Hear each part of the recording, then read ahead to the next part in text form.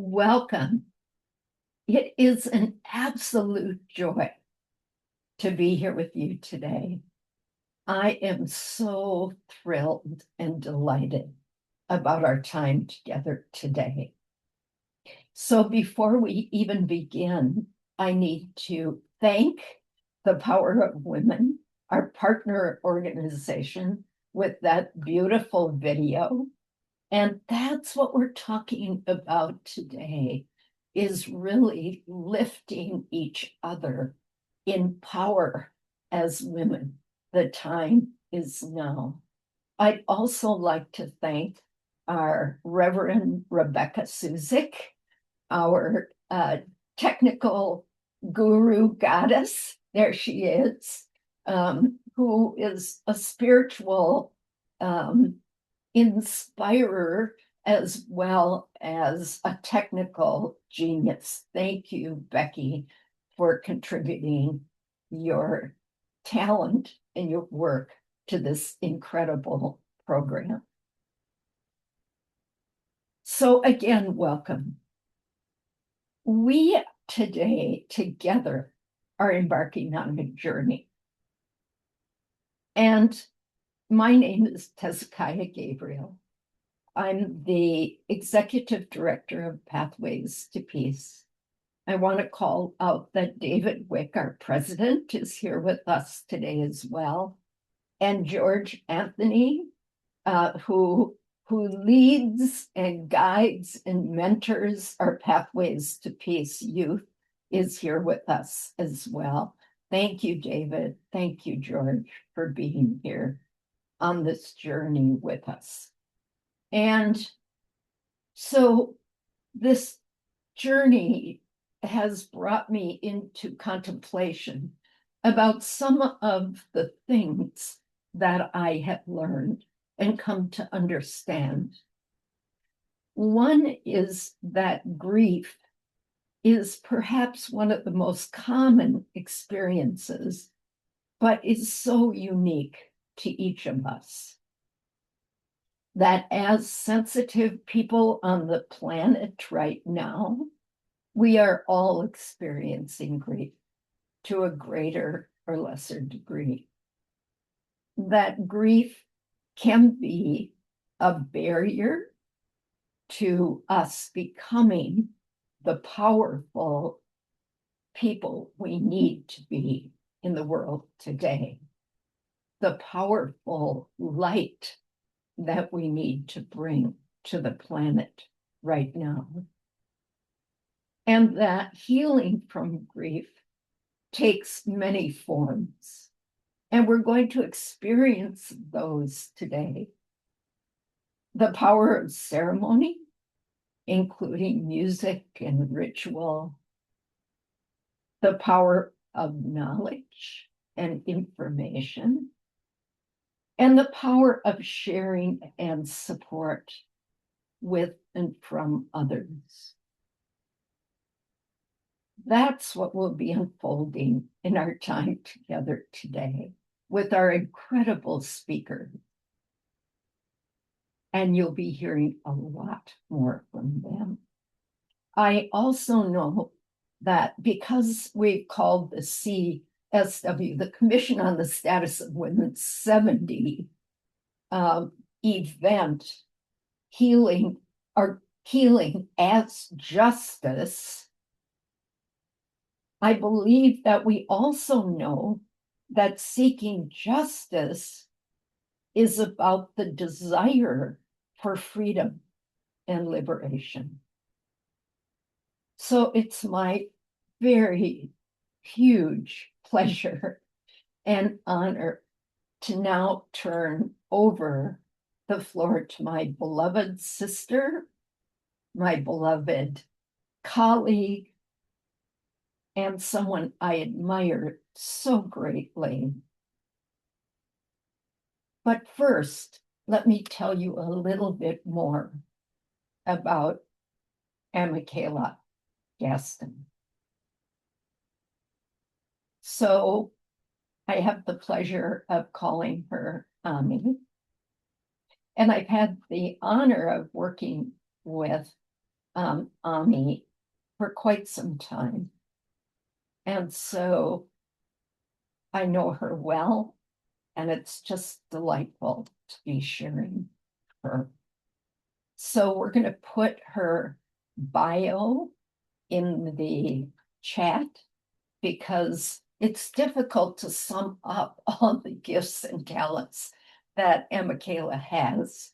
And when you search for her bio online, you will find that she brings her talents into very diverse situations, all that bring about wellness, all that impact positively in for humanity, and all that lift us and support us as humans having a spiritual experience.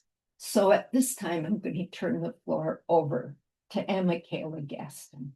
Ami. Oh, thank you so much, Hezekiah. Oh my gosh.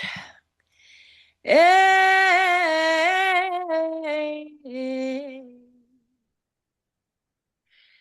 Listen more often to things than to beings. Listen more often to things than to beings. 'Tis the ancestors' breath when the fire's voice is heard. 'Tis the ancestors' breath in the voice of the waters. Ah, shh, ah, shh. Hello, dear sacred family. Thank you all so much for being here. My name is Amikaeyla, and I'm so excited to share this moment in time with you, a time where we need to muster all of our courage and corral all of our community to bear witness and hold each other in this very precious, precarious time. Our theme is healing as justice, and as we move through that topic today, I want to come to you to offer thoughts on that from the perspective of grief, grace, and gratitude. But before we dive into these things with all of these wonderful speakers here today, I need to bow to you and to your ancestors and ask that you tap into the wisdom lying deep in your bones. Feel where you are standing and breathe deeply. Beyond the computer, beyond the building, beyond your city, state, and country that you are tuning in from. Feel your feet on the earth, on sacred breathing, all remembering earth, the same earth that held your great-great-grandmother when she wept, that caught her when she fell, that holds the wail deep in her womb, the same earth that swallowed her whole and kept her and keeps her still just beneath the soles of your feet in this very moment. She is here. They are all here. Every woman who was never given a chance to speak her mind. Every girl whose name was never recorded. Every mother who poured herself out like water into cracked ground and was never thanked, seen, or counted. They did not disappear. They became the ground that we stand on. And today we are standing on their proud shoulders, all of them. Feel it deeply, deep in your bones, and breathe. And as we gather this wisdom and encourage this courage, I ask you now to please call your ancestors' names out while you turn attention to the east and honor the east, to air the direction of dawn, where the sun is born each morning, where light first touches the world, we give thanks. We give thanks for the new vision, the new beginnings, the courage to see what has yet to be seen. We welcome your spirit here. And to the south, to fire, where warmth and growth dwell, where the young ones who do not yet know how powerful they are run like seeds and stretch towards the sky. We ask you to breathe life of the sacred fire into us today, and we give thanks. To the west, where the sun completes its journey, where the waters of reflections run deep, we give thanks to water, to tears and grief, and remember all that we have lost and family. We have lost so much. Generations of girls swallowed by silence, women erased from their own stories, wisdom buried alive. We do not turn away from that grief today. We turn and run towards it with honor so we can finally be healed.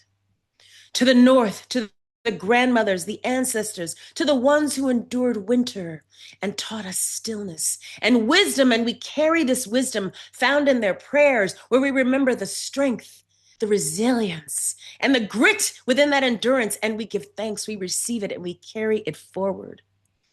To the earth below us, you receive us all, the powerful and the forgotten, the honored and the disappeared, with the same open hands. We remember you. We are made of you. To the sky above us, the keeper of stars and seasons, you have stood as witness to it all. And today in this room, we ask you to witness something different. We ask you to witness us rise. And so we begin in honor of all of you here. You are why we are here. And we begin in honor of all the women who were stolen, sold, silenced, and still somehow sang, we see you, we carry you. We are not just women gathered in a room. We are the living answer to every prayer our ancestors weren't allowed to finish. And we remember. I am here because you are here, and we have all lived long enough to know there is no story without sorrow, and still we rise. There is no us without grief. Each wrinkle by our eyes and lines on our hands remind us of our life lived, our tapestry of laughter and tears showing on our face. Our bodies may ache from carrying something, some burden we did not choose. We experienced a door that closed, a voice that was silenced, a dream deferred or taken, and yet still we rise and we are here. And that deep truth by itself is a miracle. We are here to heal ourselves and the waters, individually, collectively, which at its core is a radical act of defiance and a sensible act of resilience, as well as a random act of kindness and senseless act of beauty for the world, for ourselves. Our joy, as well as our grief, has a right to be honored, to be highlighted and shared freely. So today, my beautiful family, I want to speak with love and honor about grief. Not the way we usually speak about it, quickly, apologetically, with a reassurance already attached. I'm fine now. I've moved through it. I'm stronger for it. No, I want to speak about grief the way it deserves, honestly, fully, without flinching or rushing to the other side, without apology, without shame. Grief is not a weakness. Grief is love with nowhere left to go. Grief is like an unspoken prayer, our soul's love letter to the cosmos, lying dormant in our waking moments, filled with unrequited yearning, refusing to be silent or finished. I've been grieving the loss of my father, who died a few months ago. And while that grief is so close to my heart, I have also been grieving the loss of the soul of this country. Grieving the loss of stolen childhoods, of little girls in villages, ones I have visited and ones I will never get a chance to visit. I'm grieving for the mothers who work 3 jobs and still cannot feed their children, for the little girls pulled from school so they could fetch water on the water trail and their brothers could go to school instead. I have grieved for every woman here and in faraway countries who were told their silence was her virtue and her song was not worthy of being heard. Every woman who was told her ambition was her arrogance, and every woman who believed that. It is important that we bathe in our grief and our story of how we were broken open, and like the art of kintsugi, healed stronger and more beautiful through fire and gold. Let it be our teacher as well as our North Star.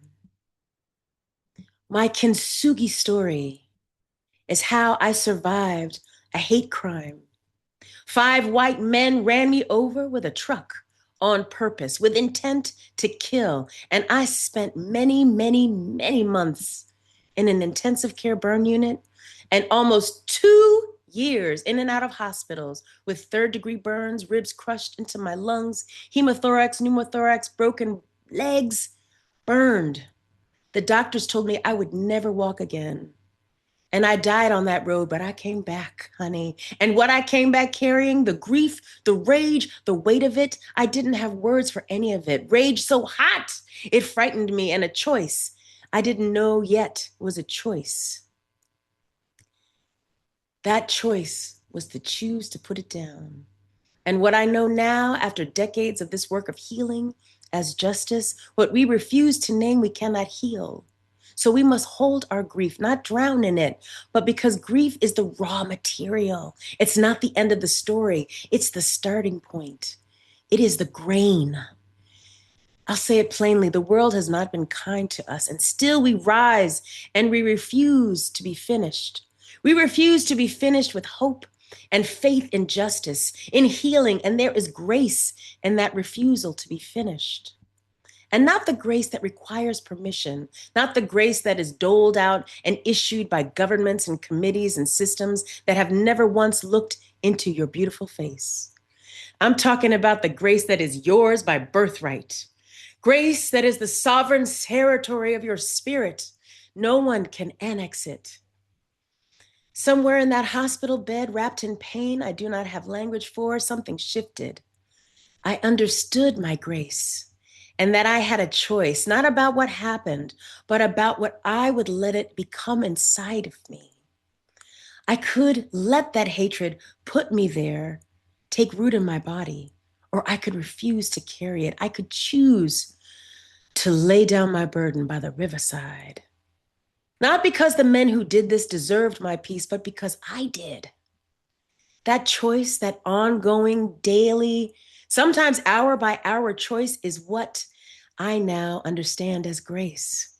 It's refusing to let violence have the final word in your nervous system. It's refusing to be finished with life, with growth, with love, refusing to be finished with our healing.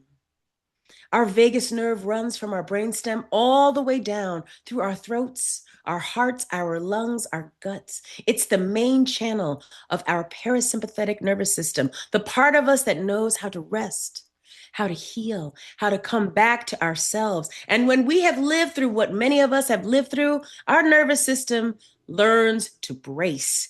We learn to run, and we are very, very good at it. But grace is the practice of teaching our bodies something different. It is not soft. It is not passive. In fact, it's the hardest thing we know how to do.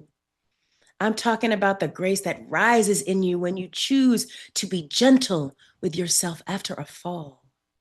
Grace is making space for the artful beauty of grief. Grace is looking at yourself at the end of a hard year, like last year, honey, and saying, I am not what happened to me.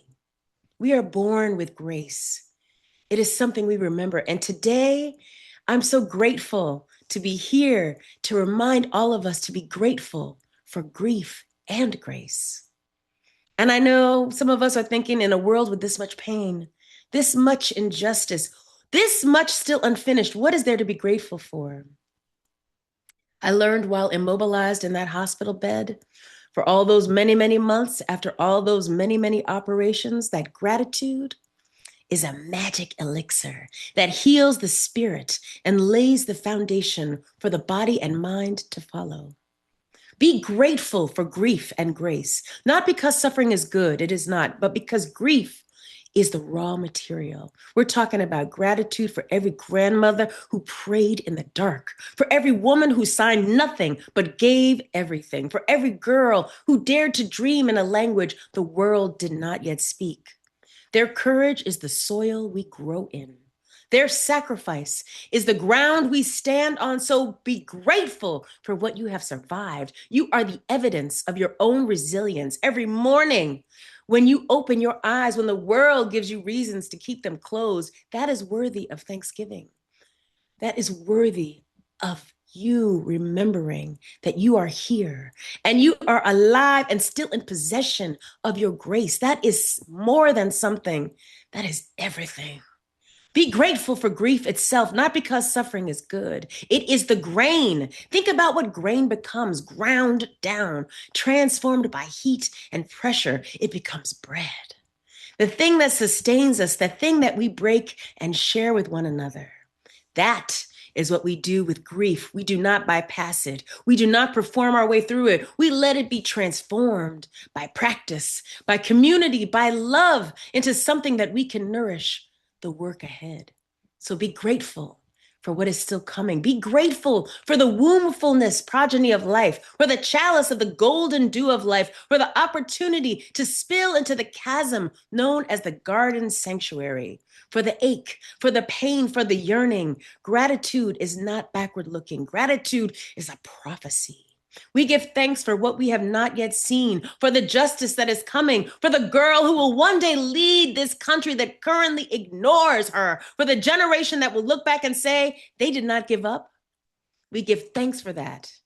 We are not being naive. We are calling the future into form. We are reshaping the reality we are moving towards.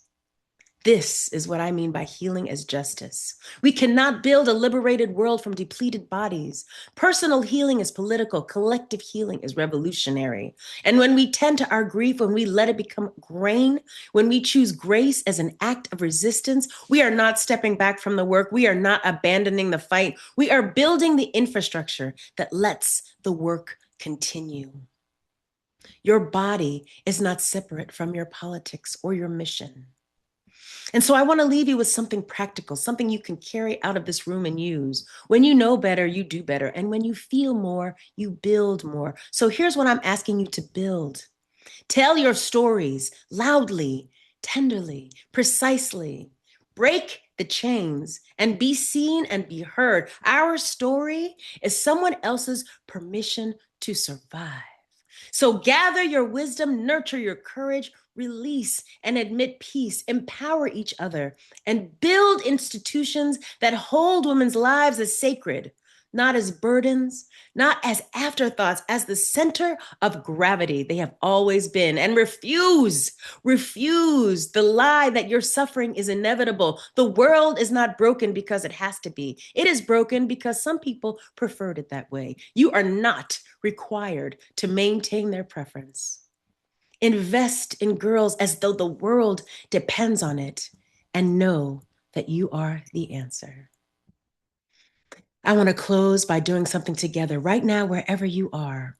One of the most ancient, most democratic tools we have for healing, for resistance, for belonging is sound, is voice. It's what happens when we breathe together and allow ourselves to be heard. Our voice is the most democratic instrument on earth. Nobody bought it and nobody can take it away. So let's use it. So let's just place one hand on your chest, not over just to feel your heartbeat, just to make contact and to say to yourself, I'm here. I'm still here. I'm unstoppable. And I arrive like wildfire. So take a slow breath in. And as you exhale, let your breath have a sound, a hum, a sigh, whatever it wants to come as. Let's do it together. Mm-hmm. One more time, one last time, and this time imagine you are not alone. Imagine every woman on this call breathing with you. Imagine the sound you could make if we could hear each other. Because we can, in ways that science is only now beginning to name.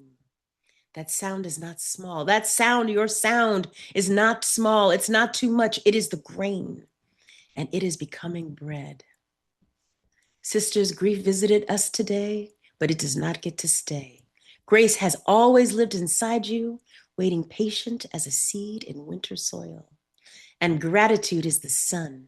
When you turn your face towards it, towards the small mercies, the surviving, the sisterhood in this room, you do not just feel better, you become a force that reshapes the world, a frequency, a sound the world has not yet heard enough of.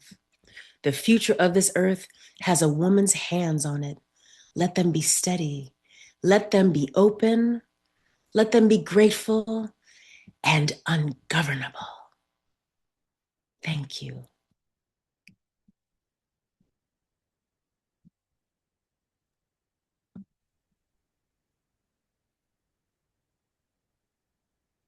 And we rise.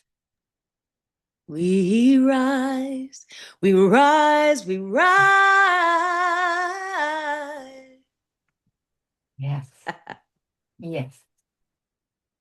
Thank you, thank you, thank you. And Amikaeyla, you touch our hearts in all the right places. And your call to action is a call to be ourselves, to bring our love, our talent, our gifts to the world, because that is our job to do. Thank you, thank you, thank you. Thank you, thank you. You're getting lots of hearts. Yay, hearts. Lots of love coming your way. Much love. Yeah, so much love right here, right now. And so now it's my honor and delight to turn the floor over to Jody O'Donnell, who is our second speaker. And Amikaeyla will be coming back to close our sacred circle today. And I'm honored and delighted that Jody O'Donnell Ames can be with us to share her stories, her powerful story of grief, healing, and liberation and justice. Jody O'Donnell Ames is the founder of Hope Loves Company. She is an advocate for ALS families. She's a consultant, a speaker, and an author. She brings her voice of hope and determined spirit wherever she goes. Jody, the floor is yours. Wow, thank you, thank you, thank you. I'm sitting here in such grace and appreciation, and it's amazing how so much of that my gosh, can't speak today, resonated with my journey, so thank you. So good afternoon, everyone. My name is Jody O'Donnell Ames, and for more than a decade, I allowed grief to consume me. In 1995, when I was 29 years old and my husband Kevin was 30, we, along with our 2-year-old daughter, received the news of terminal illness, ALS, amyotrophic lateral sclerosis. Kevin was told that he had 2 to 5 years to live, and our lives were immediately turned upside down. Our home soon looked like a hospital, and Kevin needed a wheelchair, a feeding tube, a hospital bed, and eventually a ventilator to help him to live. And for the last year of his life, Kevin had no voice. So I read his lips to communicate. And we advocated. We shared our journey through our own voices. We were included in a congressional hearing. We were given the opportunity to present in front of an FDA scientific advisory board to advocate for the very first ALS drug, which then happened. We were on television, CNN, and everywhere we could share our journey. I was Kevin's voice, his arms, his legs. And for 24 hours a day, I was available to love and support him. Kevin died 5.5 years, so 5.5 years after his diagnosis. And when he passed, a part of me died too. He had to leave me and his 8-year-old daughter and his family and his friends. And when he passed, I was a shell of my former self. And I had no idea how to return to the excited, compassionate, loving, fun, and just joyful woman that I was. So I'm going to share an excerpt from my book, Hope Givers, which reads, "Grief is a bully. It robbed me of sleep. It robbed me of hunger. It interrupted my thoughts. It made me cry. It rendered me into fetal position, and it robbed me, most of all, of hope." Grief is something every human being will experience throughout a lifetime. But the way we carry it, the way we possess it, is often very different. For many of us around the world, grief can be the result of the loss of a loved one, most commonly, the loss of a dream, the loss of a relationship, the loss of identity after caregiving, divorce, illness, or change.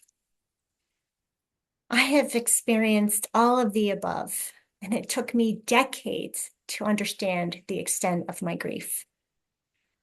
The truth is that we women carry everyone else's pain. We are the anchors of families and communities and workplaces. And rarely is there space for us to heal our own pain. We have the right to be happy. We have the right to be joyful after pain, during pain. So I want to talk to you a little bit about how women can move forward with grief and also be such a strong example for their children who can also learn from your example. And in order to do that, we need to understand grief. Grief is not a weakness. It's not something we should be ashamed of. It's described as an intense psychological, emotional, and physical anguish that follows a significant loss, most commonly the death of a loved one. Many people know there are stages of grief, right? Denial, anger, bargaining, depression, acceptance. But did you know that there are many types of grief? There's normal, complex, complicated, anticipatory, and delayed. It's also important to know that these stages are not linear and they're unique to you and to your journey. You may feel at peace one day and you can be completely heartbroken the next. But you won't know how you're doing if you don't take the time to check in with yourself and your feelings as well. As for many women, as the matriarchs, grief is complicated by such responses as be strong, move on, stay positive.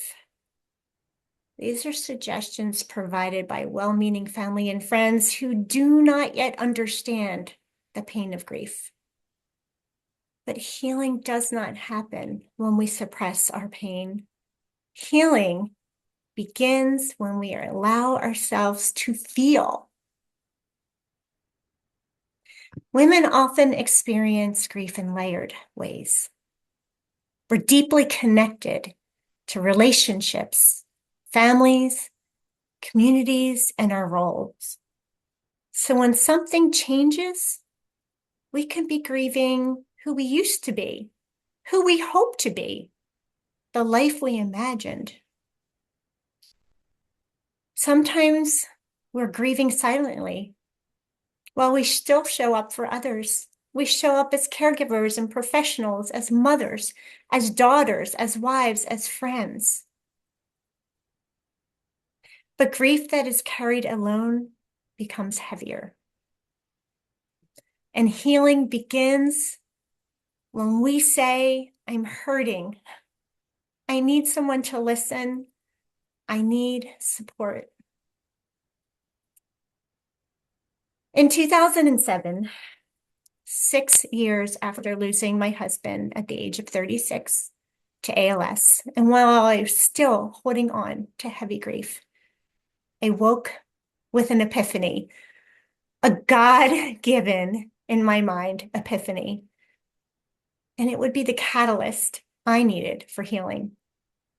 Hope loves company. Not misery loves company. Hope loves company. I woke up at 3 a.m. with this thought and ran to my dining room table where I sit today and started to write. A nonprofit that would support children who love someone with ALS or have lost someone to ALS. The vision became clear.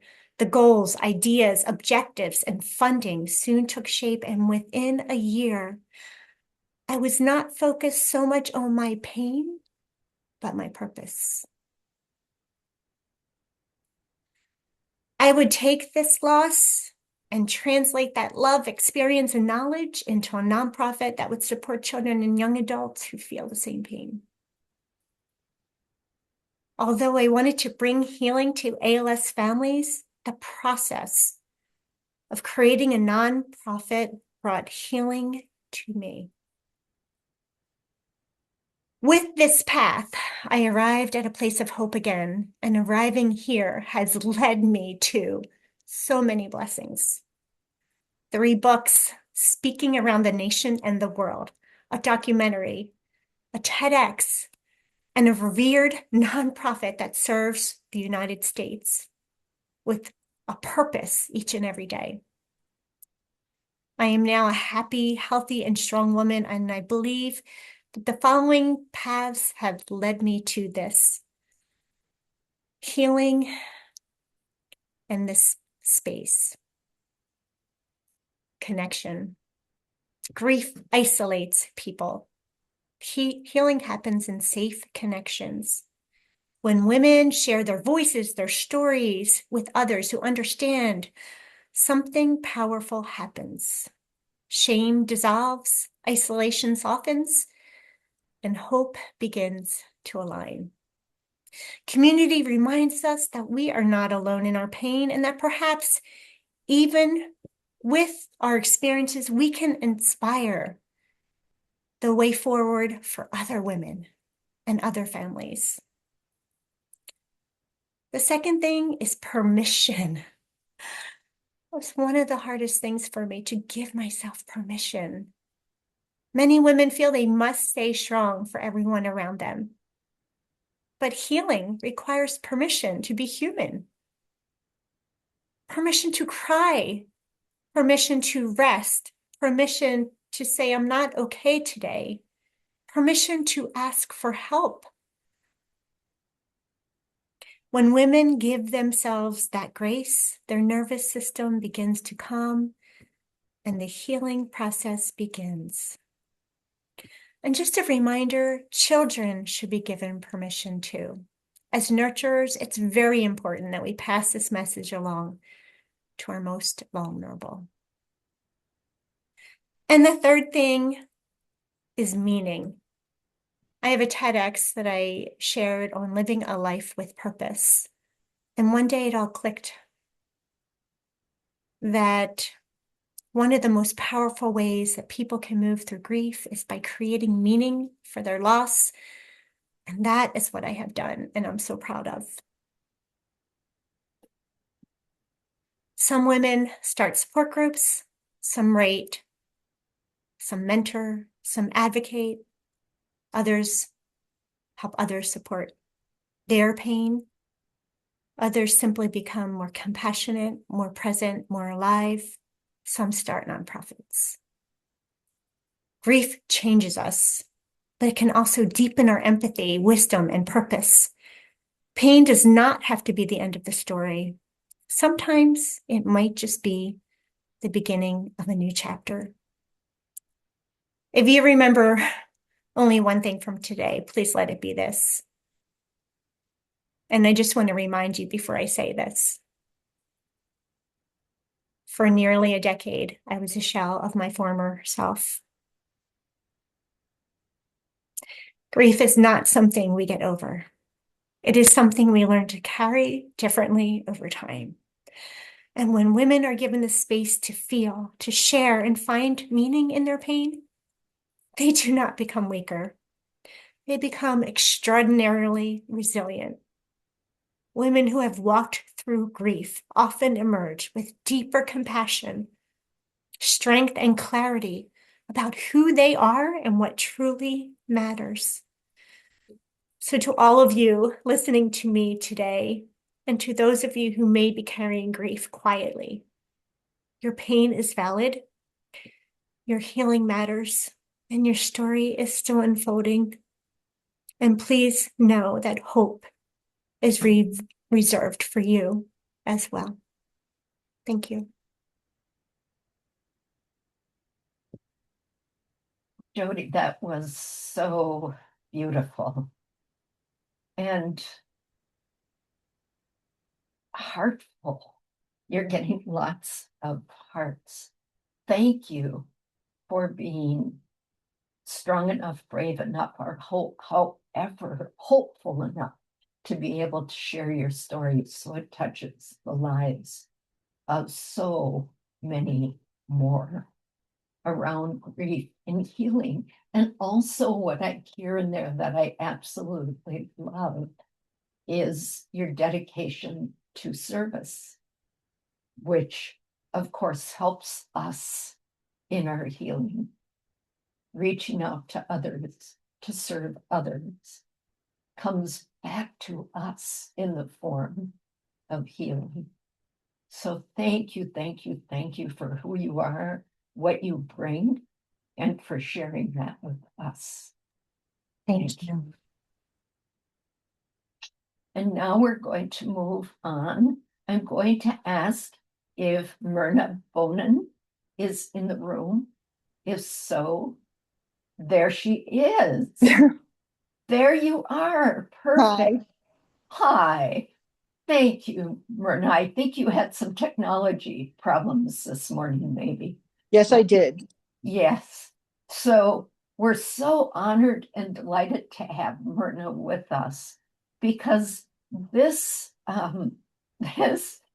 this event would not be complete without us bringing in some of the science, some of the research.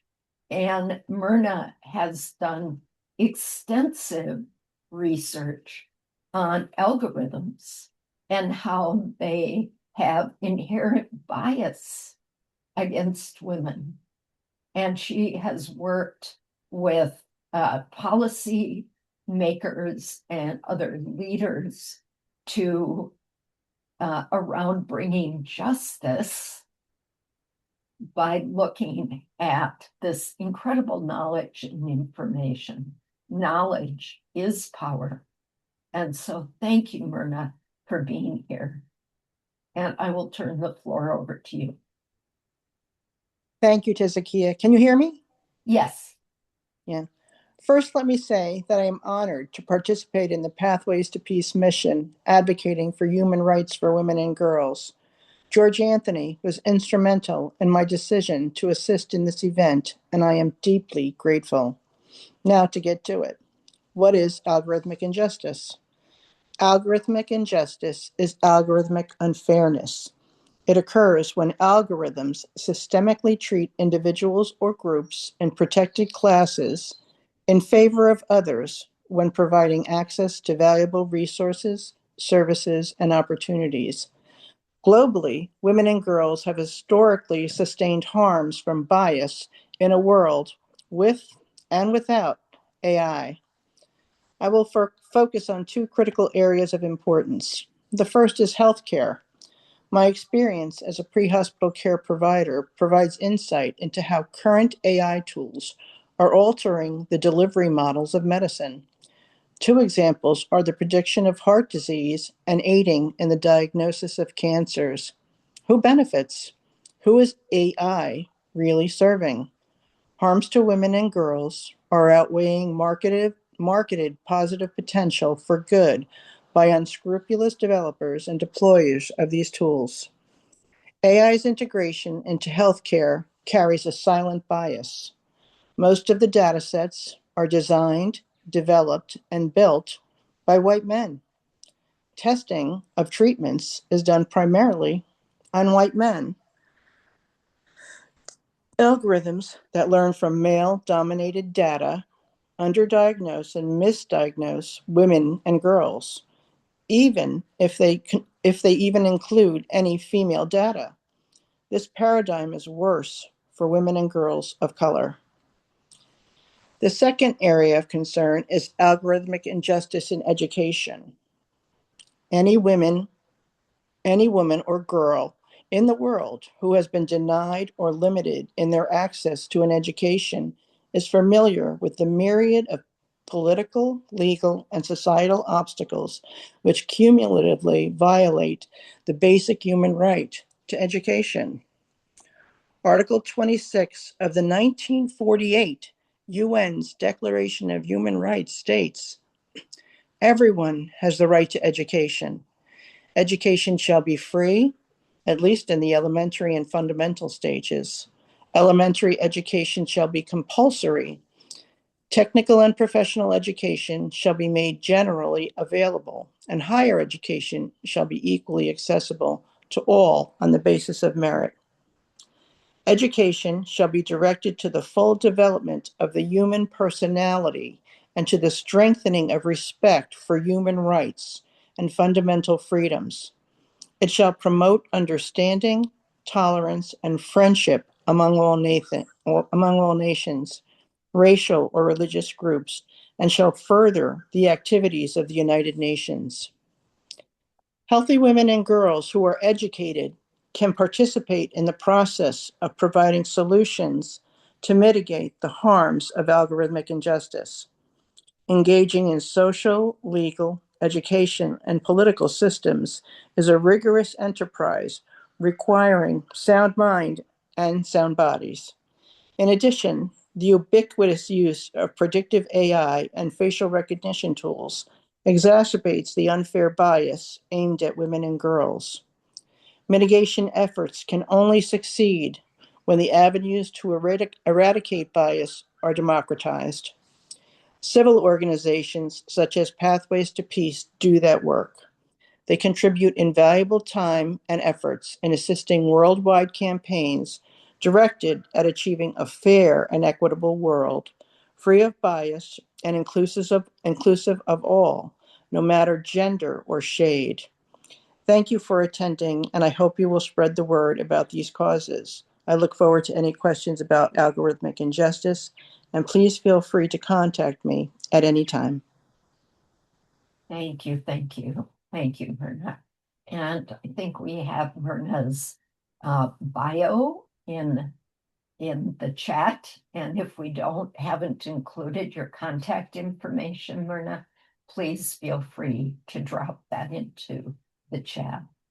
Thank you for bringing in the bias that contributes to the injustice. And of course, we know that when we experience that violence, that injustice, it does create for us grief about systems that should work, that should bring us liberation, that should free us from the injustice we've experienced and yet have failed us, which is another form of grief. So thank you for bringing your important research to us. And because I'm going to add that because you raised Mr. George Anthony's name, and because George Anthony is a Pathways to Peace primary representative to the UN and does just incredible work with our youth, our next generation peace builders. I'd like to bring George up to share just a little bit about grief and hope as it relates to our youth. Thank you, George, for picking this up spontaneously. You're welcome, Tez. And thank you, Ami, and thank you, Jody, and thank you, Myrna, for sharing your stories. Ami, it was amazing too, hearing about stories being told. And I just want to share two things from my work, mostly working with teens. But one was I brought my teens to the UN one day to hear Dr. Elie Wiesel. And Dr. Wiesel shared with us this amazing story. He said he was at a conference and he was walking in a hallway outside the university. And an older woman came up to him and she said, "Excuse me, who are you?" And Dr. Wiesel thought for a moment. He said, "Should I tell her that I'm Dr. Elie Wiesel, Nobel Peace Prize winner, survivor of the Holocaust?" But he said, "I stopped myself." And he said, "Madam, you ask me who I am. Well, I'll tell you." He said, "I am a collector of tears." And she stood back and she said, "Collector of tears? What is that?" And he goes, "Well, I go around the world and I collect our stories. I collect our stories of suffering. I collect our stories of our humanity, and I share it with each other. I share it with others, so you can see the human being behind the face and the story behind that person. And when we share our suffering, we then see our humanity." And I thought about this when I was doing a coexistence training back in 2000 with Seeds of Peace. Seeds of Peace is an organization that brings teens from war-torn areas, specifically Gaza, the Palestinian territories, Israel, Rwanda, Pakistan, India, and they bring them to a neutral location. And in this neutral location, our job as a coexistence counselor is to sort of talk to them about their frustrations, their fears, because they come in broken. Because when you live in an area where you just see destruction and war, it does something to you. It does something in your soul, and it does something in your mind, and you try to make sense of it, but it creates so much damage to the human being. So we have these young children, 14 to 17, coming in, hurt, damaged, frustrated. But our job is to sort of heal them at some level, get through their grief, and create leaders so they can go back to their communities. And some of the stories, the kids are very powerful. I remember one girl, Lena, saying to her boy Ibrahim in a coexistence session, why every day when I go to school, I have to hold my brother and hold him and hope that he comes back to me and he doesn't get blown up on a bus stop. And why is it every day I have to hope when I go to school that I'll see my teacher, because I don't want her dying because she was in the wrong area and there was an explosion and I lost her. Why should I have to worry about that? Why should I have to live my life every morning with that grief, with that pain? And Ibrahim said, then why do I always have to worry that every time my father leaves to go to pray and he goes to a mosque, I have to worry about him being blown up or him not coming through a stop, where we're controlled, our movements are controlled everywhere, and they just might take him and I'll never see him again. Why do I have to live my life like that? And these are the stories that they come with. And it's the idea of we have to let them share their stories. Because if we just say to somebody, let's try to get along, but we don't see the human story, the narratives of where they come from and understand their suffering, then it's hard for us to sort of come back to them. And have them come back to us. And I tell you, my most powerful moment was at the end of 2.5 weeks of coexistence training, of leadership training. There were two girls, Samara, who was a Palestinian leader, a Girl Scout, Palestinian leader. When I say Girl Scouts, it's more like preparing them for the army or preparing them for leadership roles. And Moore was a Girl Scout leader, Israeli Girl Scout leader. And both were strong leaders, and both were very proud, and both oftentimes shared the hardest and cried the hardest about their suffering and what they had to go through and who they have to support. But because they were able to share their grief and see their grief, see each other's grief, they found such commonalities in each other that they became very close. And I remember when I was closing the session after 2.5 weeks, I said to Samara and I said to Moore, I said, before we leave, please say goodbye now. Because the next time you see each other, it may be because it's on the news. It may be because Samara's village was destroyed. It may be because Moore was killed and there's nothing left of her. Just the tattered clothes, her burnt clothes of who she was. So do it now because you may not get a chance to do that again. And they both looked at each other. They were both filled with such grief towards one another. They ran to each other and they held each other so tight. And they looked at each other and they said, please, promise me that you won't die. Promise me you will be my friend forever. Promise me that. Promise me. And I tell you, I stood there and I said that this is what's missing in our lives is that we are all human beings. We are all children of this earth. We all need to love and be heard and be understood. And Moore and Samara truly, truly demonstrated that in that moment and for all of us to see. So I want to say that we are all collectors of tears, all right? And we are all a reminder that peace follows us always. It follows us in our hearts. It follows us in our soul. And that peace that we carry needs to be shared out to the multitudes. This is what we do at Seeds of Peace. We want to make sure that we get that idea, that concept of love, caring, and peace out to others so we all can benefit and we can all heal together in this dynamic, in this loving community, this blessed community of peace. Thank you. Thank you. Thank you, George. And now more people understand why we love George and why George is our primary representative to the UN and why he has been such an inspiration to all of our next generation peace builders. And George, thank you, thank you, thank you for all of that and for highlighting that nugget of when we are brave enough to share our grief and not allow others' expectations to tap that down and for us to repress it. When we get past that and share our grief, it's where love can be expressed, where relationship, intimate relationship can begin. So thank you for all that you do. You know I love you, and your partnership means so much for Pathways to Peace and our work together. And I will leave your presentation in the way we leave every one of our calls, which is yes, and now there's more work to do.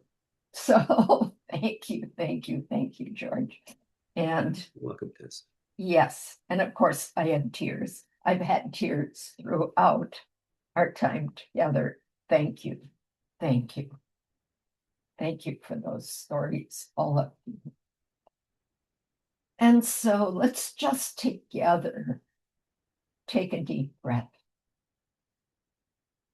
and just allow all that has been said and all that has been felt to just allow that to come into our hearts and allow us to experience that love, that gift we've been given today. Allow that felt experience of that love, that compassion, that hope. Just allow it to be present right there in the middle of your beautiful heart.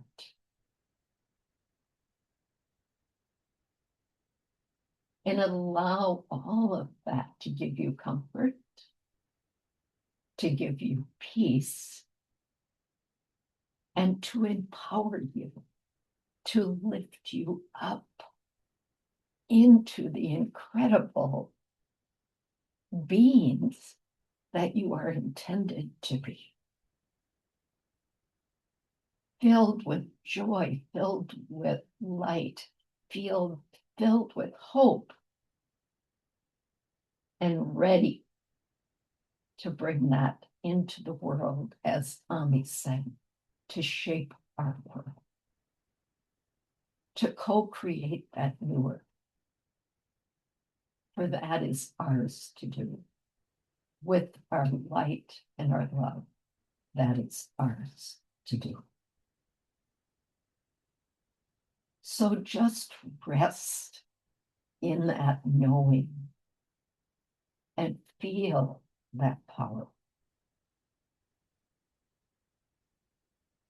as we take just a moment together to pause on this blessed journey.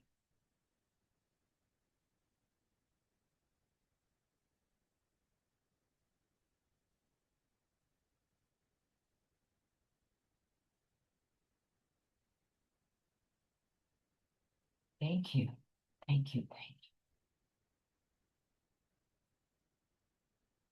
you. And now we'd like to open it up to you, our audience. Before we move into closing, we've got, let's say 10 minutes. So we'll have to keep your comments and your questions brief. But we'd love to hear from you. So please feel free to use the chat to put your questions or reflections into the chat. And also, I believe that if we open up the gallery, Becky, we can see any electronic hands that are raised. And if you wonder how to raise your electronic hand, there is a menu bar. If you put your cursor down at the bottom of your Zoom screen, there's a menu bar, and there's a heart that says react. In that react, there's a button that says raise hand. So please either put your questions into the chat. We have a powerful closing, so please don't leave us. So, and Becky says, please raise your virtual hand or wave at us so that we can see you.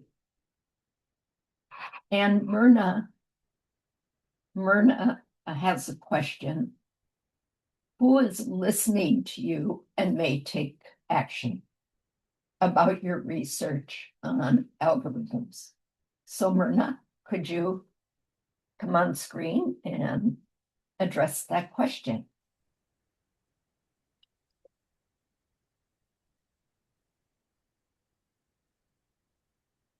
Go ahead. Hi, Myrna. can you hear me? Yes. Yes. Basically, anyone and everyone who'll listen to me for more than 2 minutes, because I advocate so strongly and so frequently for solutions to mitigate all the harms that are caused by algorithmic injustice and algorithmic bias. So essentially, when I began my journey into this research, it was through a professor at Rutgers Camden Law School. And she was doing work on algorithmic injustice. And I started following her work in the summer of 2020. And that's how I became involved. And essentially, different scholars I've been exposed to because of my relationship with this professor. I have sent resources and research and work to them, and they have included in their policy works and their research that contributed to different, especially during the Biden administration, to AI, to the AI topics of algorithmic injustice. So essentially anyone and everyone who will listen. And I'm now advocating in Pennsylvania because I've recently moved to Pennsylvania, and I was recently at Penn Cary Law School, and I was, preaching about algorithmic injustice there as well. So anyone can feel free to contact me, because I am happy to share, because it's only by sharing. Awareness is what will affect change. Awareness is part of the solution. Yes, thank you. And Tammy. So good to see you, Tammy. You can unmute. There you are. There we go. What a beautiful session. Thank you, Tezekiah and Pathways to Peace. Really touched me. I can hardly speak because I still feel quite emotional from all of it. What I would like to share is, especially Ami's session really got me in touch with my own grief around what is happening to so many women and girls through the Epstein files situation. And Ami really helped me realize to give voice to that, and also that it is a grief journey, and that connection of my own grief and what is mine to process, but then also what is the collective and how can we help process and integrate some of that. So many blessings to the whole panel. Really beautiful, and thank you. Really an honor to be here and to have experienced this powerful CSW session. Thank you. Thank you, Tammy. Tammy is a special friend of Pathways to Peace. She plays amazing healing harp music, and that is her calling, to heal. And I cannot think of a better way to promote healing than through your music with your beautiful heart, Tammy. And so we're grateful for you. Yes. Yes. Marin says, are the speakers able to share their websites or contact details? Absolutely. I would encourage them to put them in. They may have been in the bios, but if not, and they're coming in right now. So thank you. Any other questions or reflections that are on your heart that feel like you'd like to share? If not, we will move on.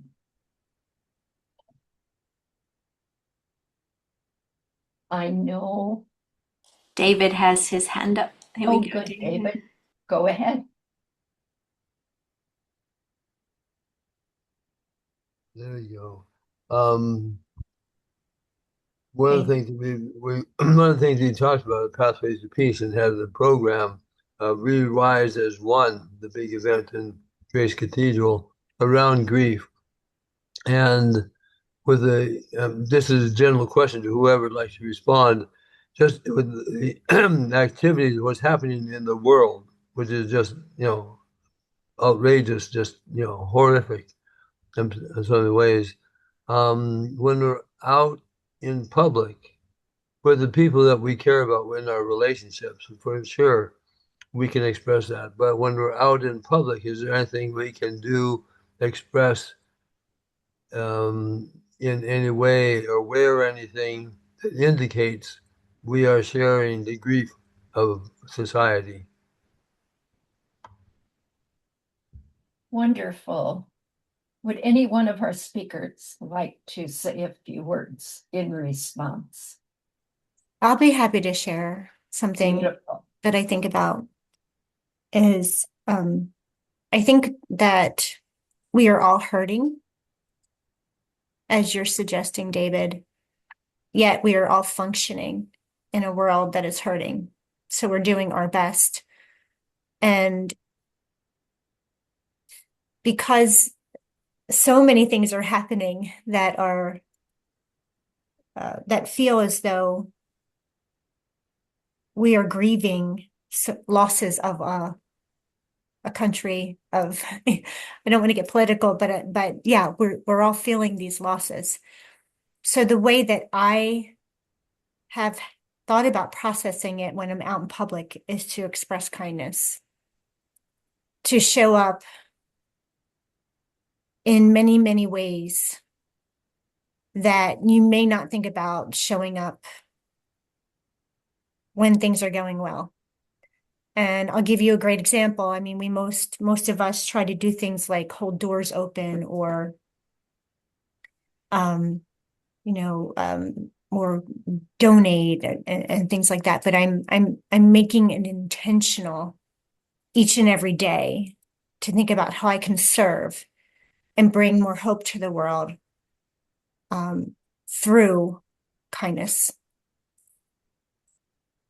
Beautiful. Thank you, Jody. Of course. Can I jump in on that too? Please. Yes.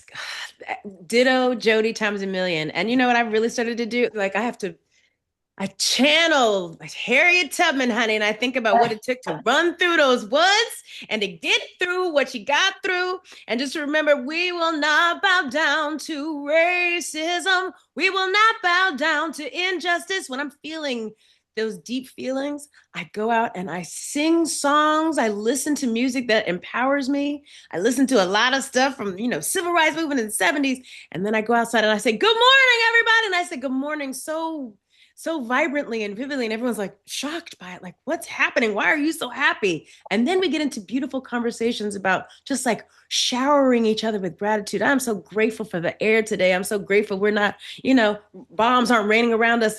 All the things that we're grateful for, I have to step into a shower of gratitude rain.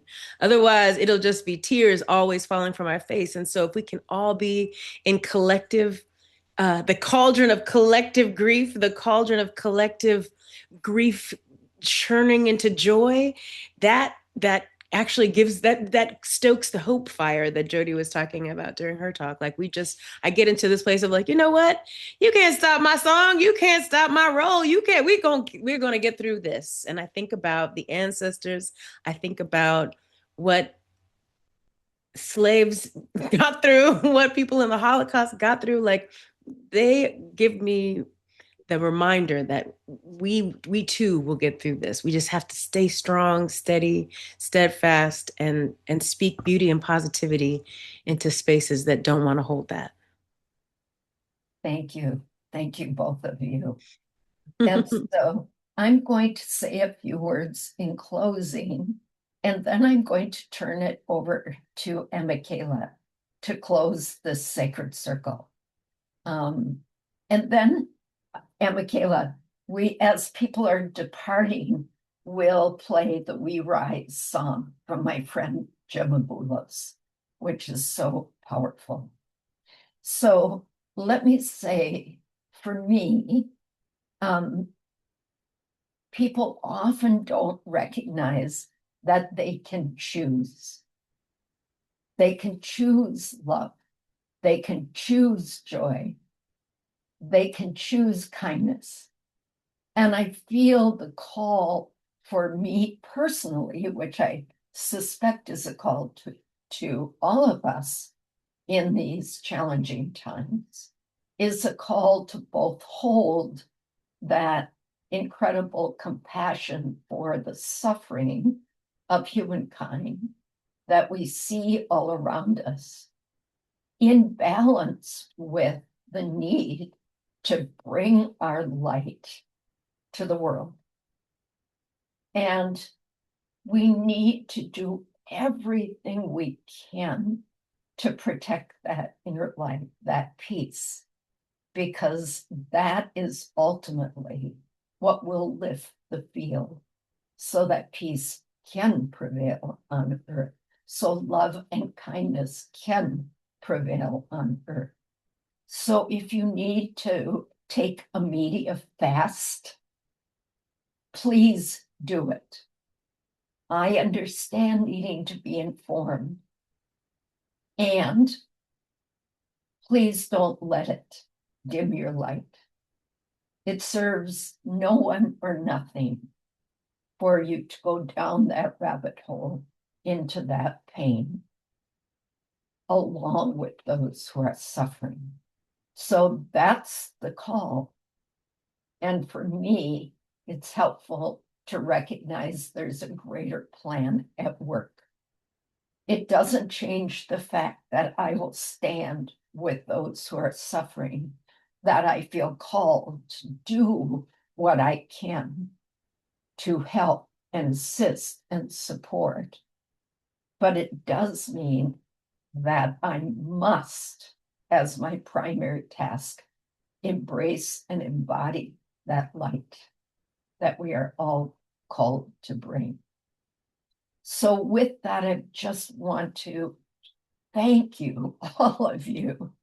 I know that this event, this journey we've been on together, I know that it's touched each and every one of you. And I know that it will continue long after we close this event.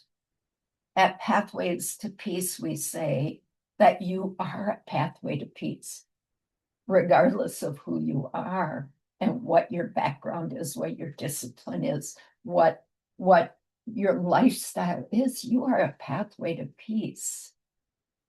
In my meditation every morning, I say, help me to bring love into every interaction. And that is being a pathway to peace. If we did nothing more, we are still affecting the field so peace may prevail on earth. So please know you are a pathway to peace. You are an ambassador of peace, and that your actions matter. We all experience grief, and we all experience it in different ways.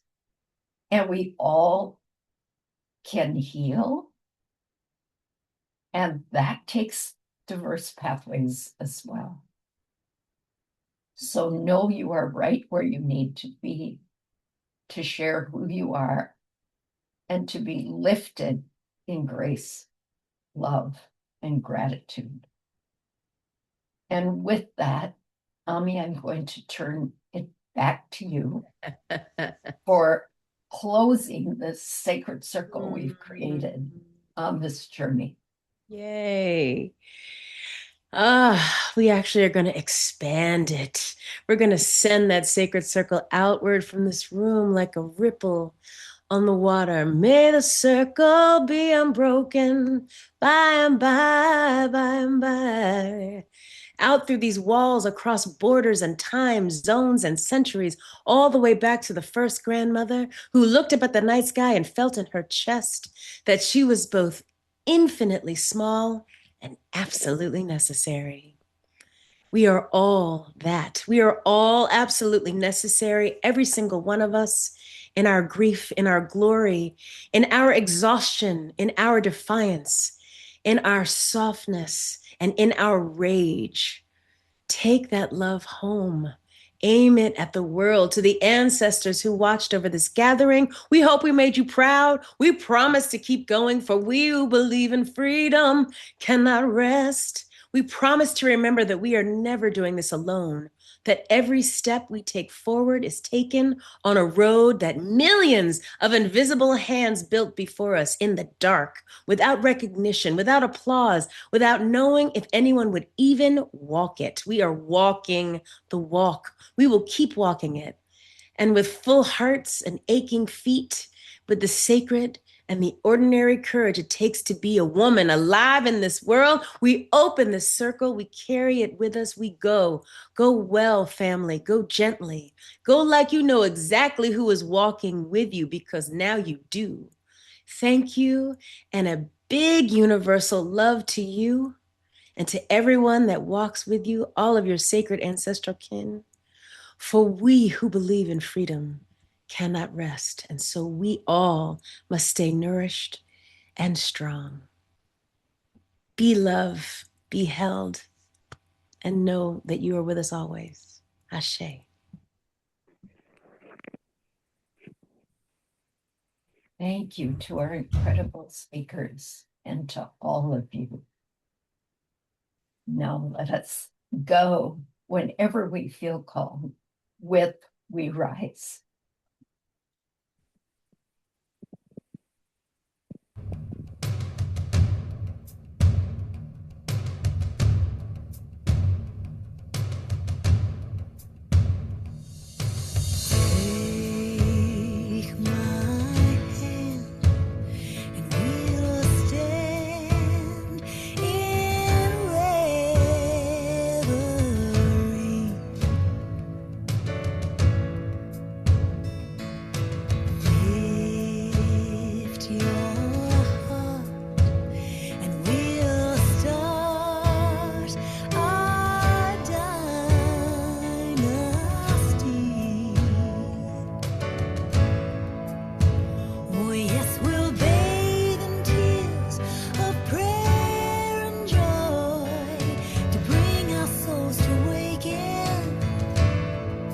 Free to dance with us. We'll shower the fields of every girl and boy to free their hearts of aching.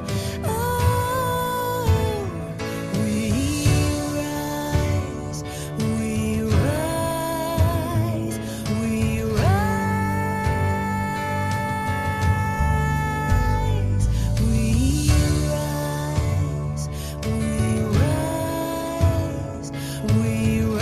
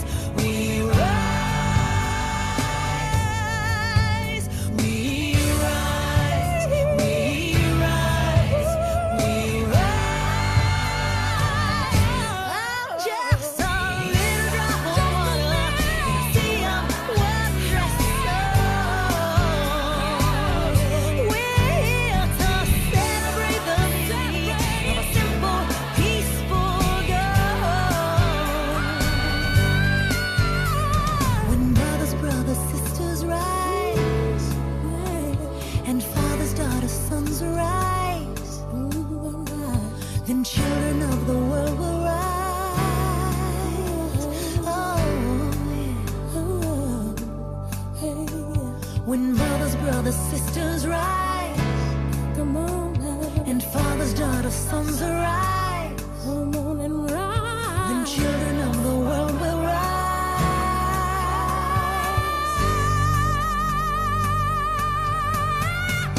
When mothers, brothers, sisters rise, and fathers, daughters, sons arise. The children of the world will rise.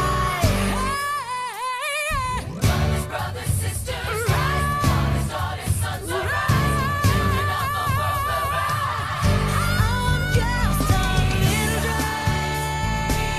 drop, yeah. Let's take it to the skies. We rise, oh, we rise, yeah, oh. Mothers, brothers, sisters rise. Fathers, daughters, sons arise. Children of the world will rise. You got to rise. Mothers, brothers, sisters rise. Fathers, daughters, sons arise.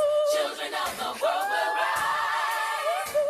Come on. When mothers, brothers, sisters rise, and fathers, daughters, sons arise, the children of the world will rise. When mothers, brothers, sisters rise, fathers, daughters, sons arise, children of the world will rise. Is traditional foundation. Thank you. Thank you, all of you. Let's dance into the rest of our day, knowing and feeling that joy and that love.